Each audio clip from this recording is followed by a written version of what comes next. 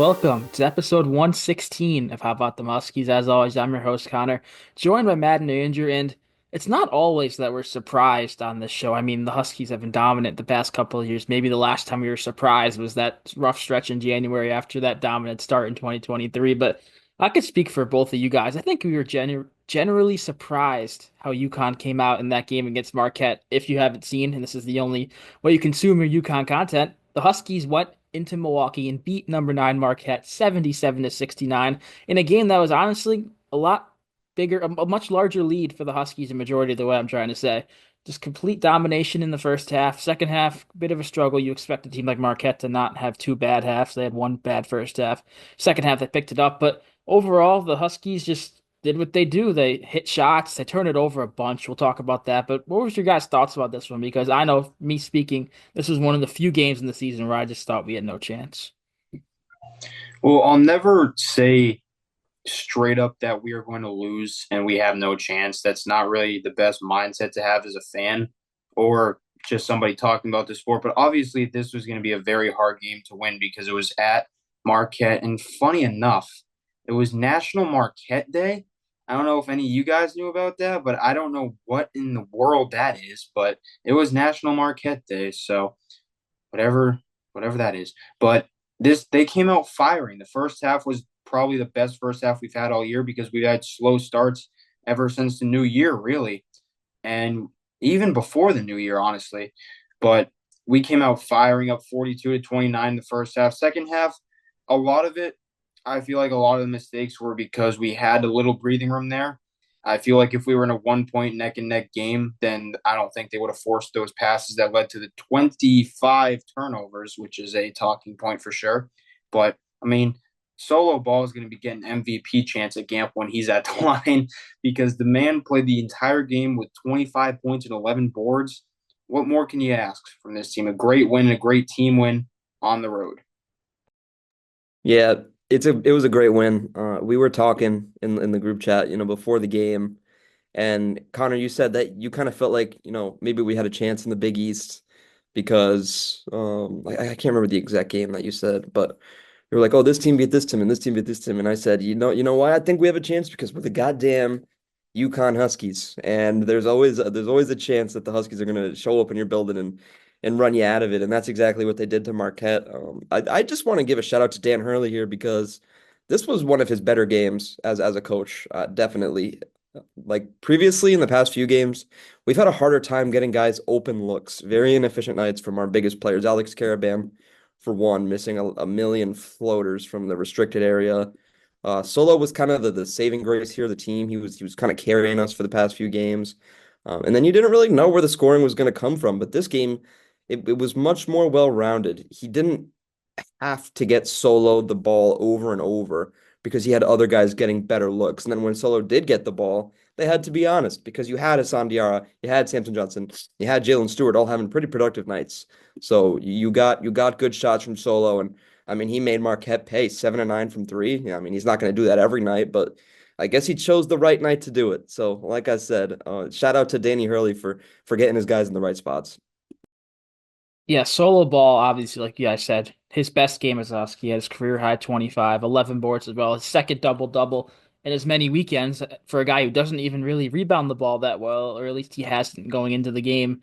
I feel like we knew someone had to step it up in Liam McNeely's absence. We were thinking, okay, will it be Jalen Stewart? Will it be maybe Jaden Ross, Aiden Mahaney? All those guys have stepped it up, but no one stepped it up to the level of solo ball. I mean, since Mahaney went down in that DePaul game, he scored at least 15 points every single game, and he's had 3 games with 20 plus, including this one. He just every time he shoots the ball, I feel like I'm very confident going in. That's not the case with all the players on our team. I feel like, I mean, there was one his last three he hit when it was a 6 point game with like maybe 90 seconds left or so. He was wide open. Like, how do you leave him wide open in a 6 point game with 90 seconds left and not switch over? It was beyond me. But just another massive game. Glad to see him getting national attention. I go on Twitter and social media. I see all these solo ball career game, remember the name, stuff like that. You want a guy, especially a sophomore like him, who I mean, wasn't really a big factor into last year's team when we were winning games in the like the national championship run. He started early on, but he wasn't really out there when everyone was having eyes on us in March. for him to really come into the spotlight now, I feel like it's a perfect time because we've been kind of trending up and down. I mean, we went loss, win, loss, win, loss, win. So we kind of broke that streak, winning our second in a row for the first time since the beginning of the new year. So I feel like all that considered, I feel like Solo breaking out at this time is perfect, especially with Liam McNeely. Hopefully, according to Hurley, we'll be back for that St. John's game. So if Solo's playing like this, you get Liam back. I feel like even though it's a tough stretch, this could be the start of maybe a win streak, something special. This version of Solo would get drafted. I'm pretty positive of it. Like you said, that national attention that he's gathering, it's not for no reason. He's become legitimately one of the best shooters in the whole country. He's shooting 45% from 3-point range. That's sixth in the whole country. He's behind five guys, one of them being Kobe Brea, who uh, touchy subject, but the rest of them are mainly mid majors. UC Santa Barbara, Drake, Wyoming. These guys are, getting different looks in Solo. Solo is leading this team in the past month in scoring, 3-point percentage, and he's basically leading the country, leads the whole Big East. It's insane. This version of Solo Ball would get drafted. I'm just more curious what happens when Liam does come back. Is he going to be that same Solo Ball that we've seen for the past month in his absence, who's had to step up, or is he going to kind of revert to that second option once again? And it's not that like he's hitting threes, but he's missing. Like you said, he was 7 for 9 in this one. I just pulled up good old handy sports reference looking at UConn, their stats all time. 3-point field goal percentage in a single season. Number one, Ray Allen, of course, 47% in 96. Number three is Ray Allen, 45% in 95. You got Ben Gordon, Chris Smith, Boatwright, Hawkins down at number 10 on the list. Number two on the list at 45 or 45.6 is what the technical term is percent. Solo ball. He's having the second best 3-point shooting percentage season ever in UConn history behind Ray Allen. I feel like that's not talked about enough. He had went 7 for 9 in this one. He went 7 for 9 in the game against DePaul earlier. He's basically a lock to hit 3 plus. He's averaging over three-pointers a game. I feel like even when McNeely comes back, I don't think his production is going to drop a little bit. I don't think we'll be seeing 25 or 23 from him every night, but I feel like we'll still be seeing near 20, at least 15 like he's been doing. It's just for him to break out like this, we all knew after that URI game, I always reference he's going to be a guy that's going to be a starter, maybe a double figure scorer, a guy that gets his shots. But I don't think anyone saw this breakout coming. I agree with you, Matt. If the draft was today, he would get drafted. But like the defense is still holding him back a bit. Like I see on Twitter, why is Solo Ball not a draft prospect? And all the comments from like UConn fans are like his defense. And it's certainly improved, but I don't know if it's improved to the point where he'll get drafted this year. Let's just keep on going down the list here. Alex Caravan, solid game for him, 15 points, hit all of his free throws, which hasn't been the case in some of our games. That's another touchy subject, but he was big, played all 40 minutes again. Solo played 39, so we had our guys out there. There was a stretch in the first half. Hassan Diara was in foul trouble. Aiden Mahaney, more foul trouble. He had 3 fouls in the first half, where we didn't have a true point guard out there for the last maybe 7, 8 minutes of the half against the Marquette press and Stevie Mitchell and his 5 steals. So that was a bit of a test for the Huskies, a test that they kind of passed because they were up double digits, 15 or so when Diarra went out and Mahaney went out. They stayed up 13 at the half, so that could easily have dwindled down to even maybe 5 single-digit game, maybe. But just the poise from Ball for handling the ball, no pun intended there. Jalen Stewart, even Jaden Ross. Shout out Jaden Ross. He played 27 minutes, still can't get a bucket to save his life, but he played some awesome defense, really limiting the Marquette shooters to poor looks. Just great defense all around. Who else haven't we really touched upon here? Jalen Stewart is a guy who I feel like we're not in this position without him. In the beginning of the game, he hit 3 straight threes. I mean, it was 14-4 in the blink of an eye. You don't expect that, especially for a guy like Stewart, who I think he tied his career high, or maybe it was his career high with 3 threes.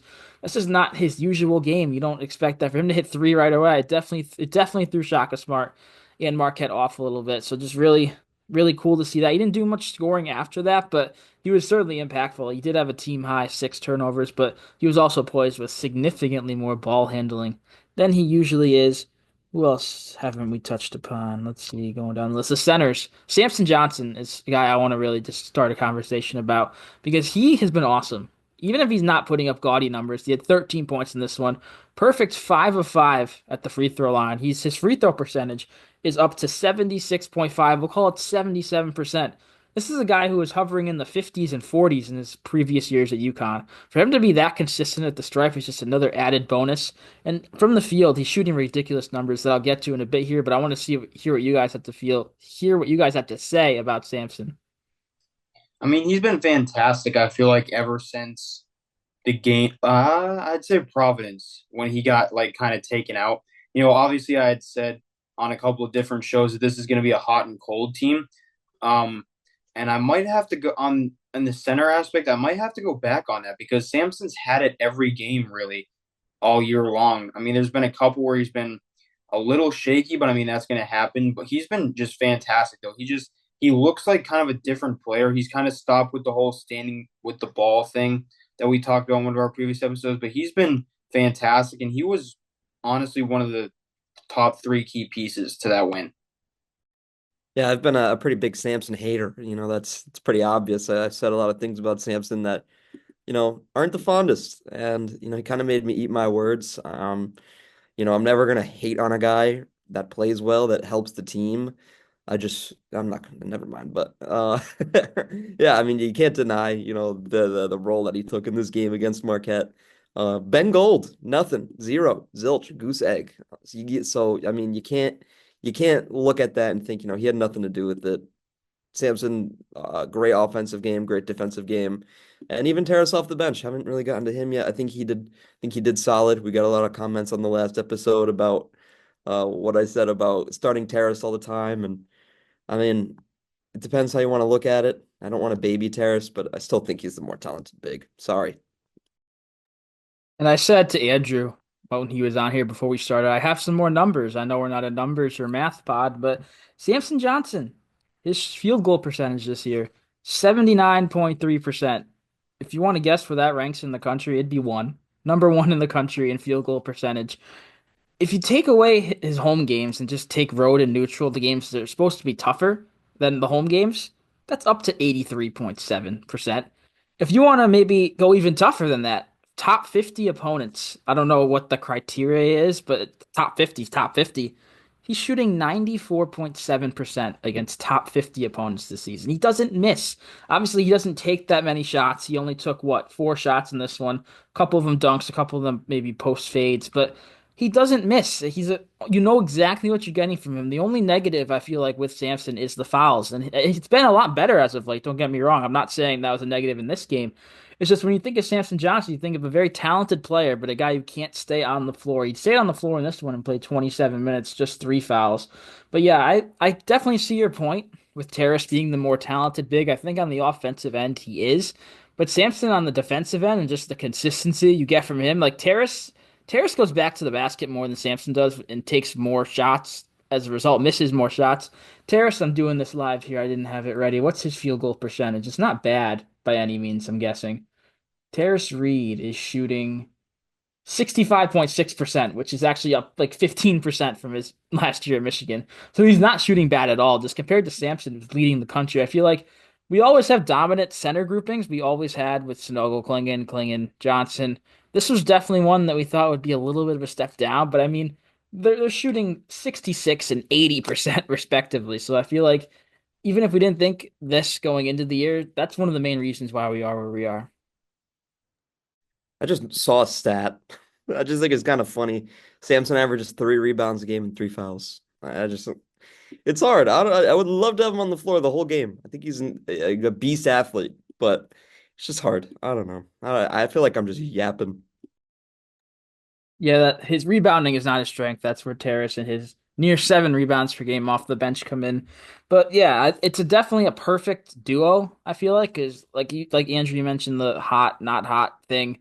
I feel like they don't have to do that, but like Terrace is if one's struggling, you could still put the other one out there. You're not going to really have a miss there. But who else? Hassan Diarra only took 3 shots in this one, and the dialogue I think is continuing that he's battling some sort of injury because he's committed some silly fouls to put him into foul trouble, and just he doesn't look like himself. I mean, he's a guy who in the past, I don't know, before he was considered injured, was driving to the hoop and maybe drawing the foul or kicking it out. He's not even really doing that. He's kind of staying on the perimeter. He's still getting 7 assists in a game, so he's still doing his role. But I feel like he's taking less shots, and he's a guy if he plays, he played what 25 minutes in this one. You expect a point guard playing 25 minutes to take more than three shots. I feel like there's something there that maybe he's told if he's banged up, don't shoot it. Maybe save your strength for the distribution or whatever. But I feel like he didn't practice, Hurley said, going into this game after the DePaul game. So there's clearly something going on. But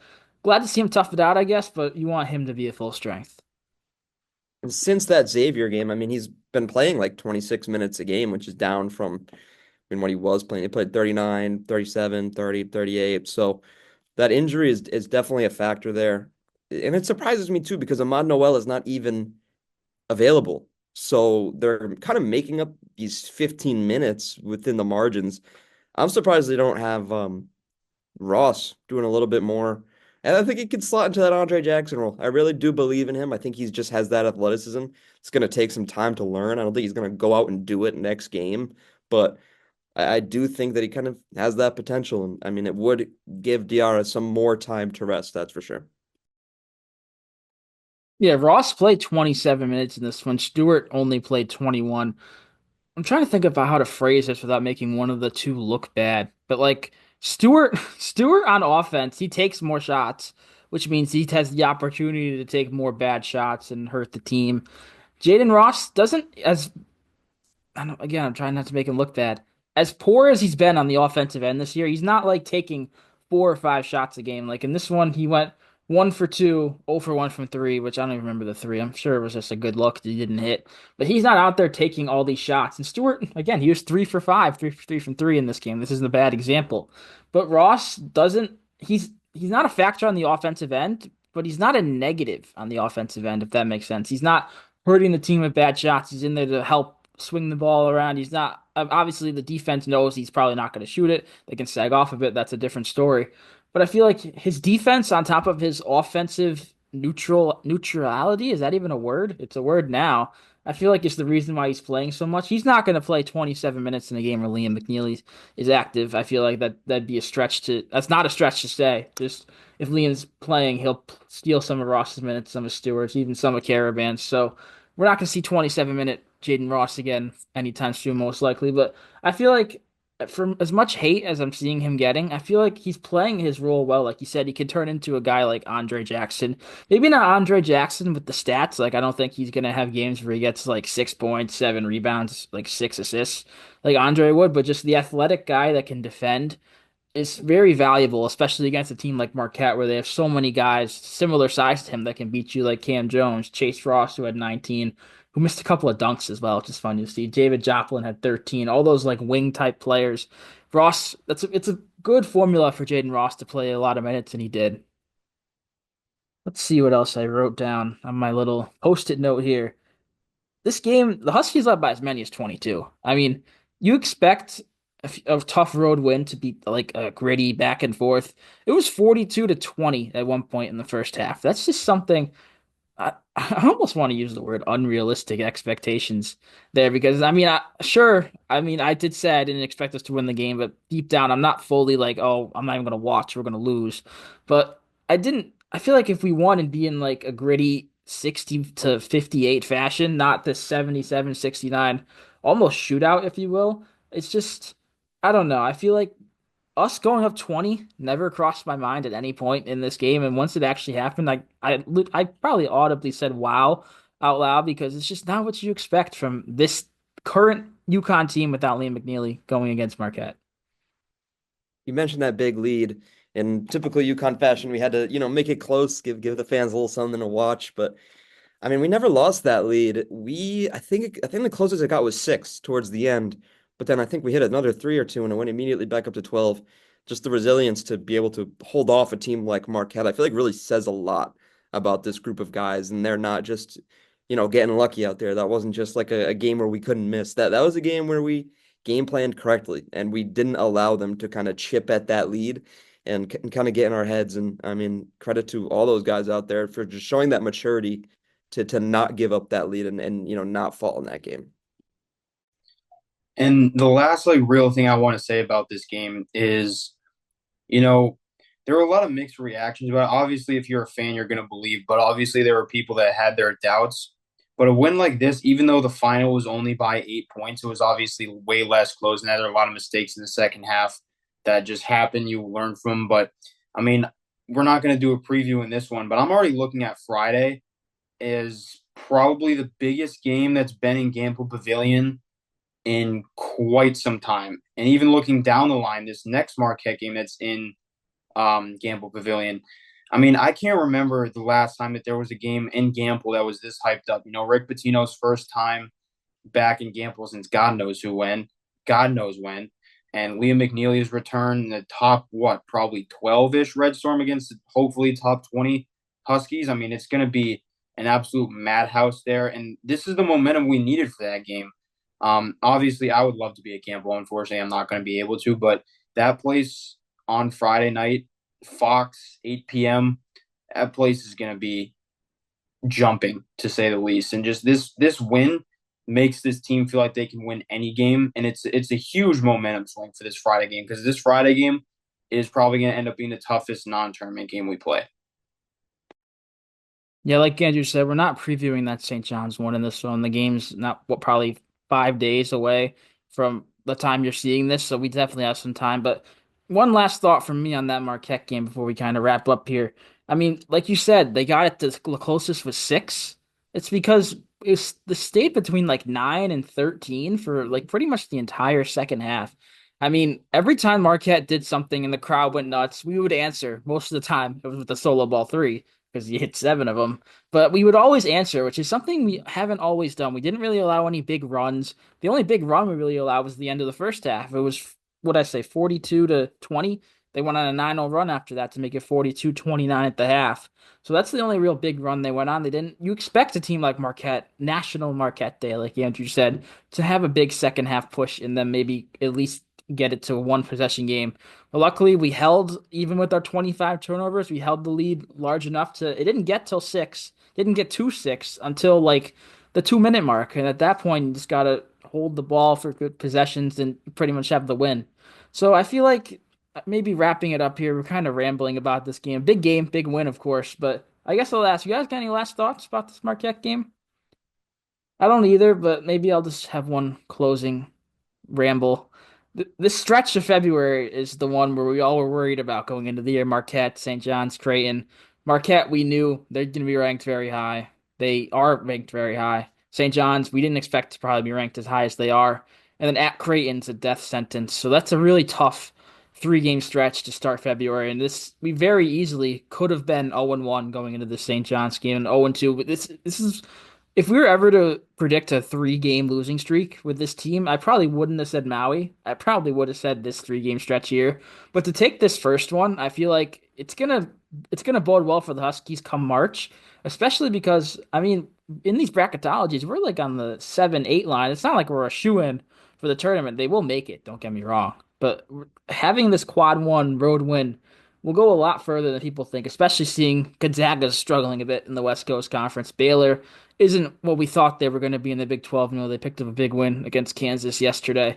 And Texas is buried near the bottom of a very deep SEC. So some of those non-conference wins aren't what we thought they'd be. So getting this one, every road win in the Big East is massive, but to beat the best team probably on paper in the Big East on the road is even bigger. You mentioned this little stretch. If you asked me a week ago which of these games I felt the least confident in, I feel like this Marquette one would have had to have been up there. I feel like now you get St. John's at Gamble. I feel like this team can easily come out and win that game. It wouldn't shock me if we beat St. John's at Gamble. That Creighton game is going to be tough. But I mean, this Marquette game was supposed to be just as tough, and we came out and we just ran them out of the building. I'm just hoping that we come out with that same energy that we came out with against Marquette, against Creighton. I mean, even if it's a tighter game, I feel like we can definitely pull out a win in that 3 game stretch. You know, hopefully we could come out with 3 wins. Yeah, my last point, I said that already, but my real last point, we all thought we were all hoping to get one win in that stretch in the Gonzaga, Texas, Baylor. Two would be nice. Three wasn't really even realistic, I feel like, in our minds after what happened in Maui. So it shows that even if we're not, we as in like fans, don't expect the team to produce the way they do, they still find a way. We're still the UConn Huskies. That'll be my closing point, Matt's early opening point. We're the UConn Huskies. I mean, even if we're ranked 25, shouldn't be ranked at all. Who cares? Dan Hurley's the head coach. He's going to have his guys give it their all. They're going to play new sets, new plays every game. Solo Ball's not going to shoot 78% from three every game, but hopefully he'll shoot 50% from three every game and make four or five. But yeah, that's it. That's all we got for this one. Next episode will be later this week, previewing that big battle against St. John's, and we're due for some fun. Maybe we'll have some fun at the end of that one too. I know Matt, you asked if we were doing anything in this one. Didn't prep anything, but I got a few days, so we'll definitely maybe do some more trivia or something. I know you guys enjoyed that last time. Yeah, it should be a fun episode. This was a fun episode. Thank you guys for tuning in, and stay tuned for the next one.